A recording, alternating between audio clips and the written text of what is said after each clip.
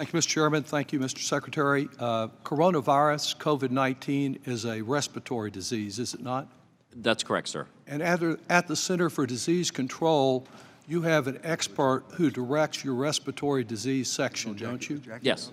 And what is her name? Dr. Nancy Messonnier runs the respiratory and influenza branch, yes. And was it your decision yesterday to exclude her from the press conference on this issue?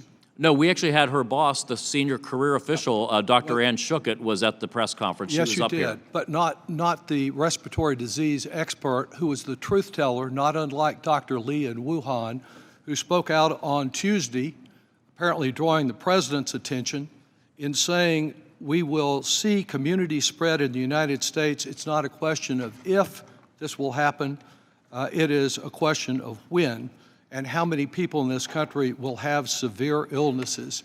Do you agree with her statement?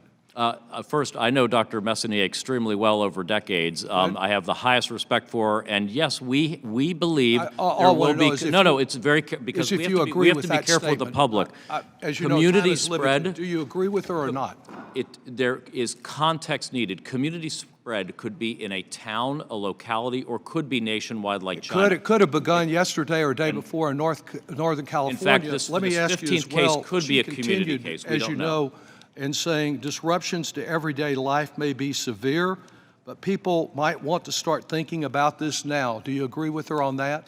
That was a statement of a range of possibilities, which is, yes, we're dealing with a pandemic. There are elements. Really, the question is whether or not the administration is moving based on this serious concern or just on putting a happy face on all this that'll go away when the spring flowers come out. That's a complete misrepresentation. With you what some of the specific things the administration is and is not doing in that regard, beginning with the question of face mask. I'm sure you saw the story that the N95 mask that is important to those who are healthcare providers, that many hospitals only had a week's supply.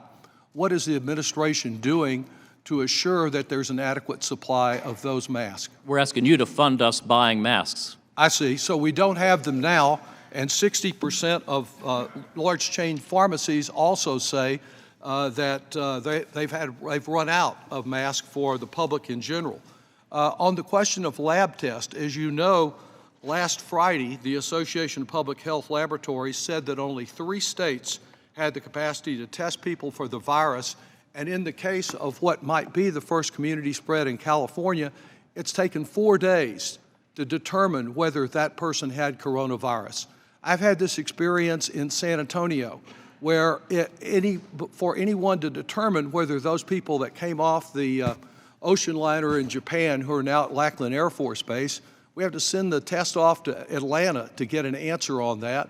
A problem about not testing people on the base, transporting them across town. Congressman Castro and I wrote you about this back on February the 13th. Despite numerous calls, requests, it's been difficult to get any answer about the specifics on that, though my staff advises that finally in the midst of this hearing, some message came through from you about that. Our localities, even considering trying to put people in recreational vehicles to keep them separate if they have the coronavirus in full. The city of San Antonio has not received any reimbursement for these matters to date.